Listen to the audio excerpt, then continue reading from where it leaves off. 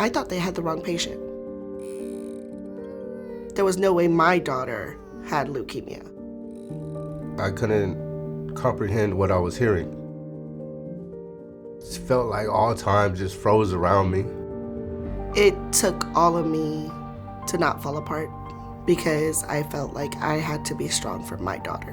When I researched everything I could about leukemia, I did not find anything nutritional. What foods were better for a kid, what to change as far as the diet, I never found anything.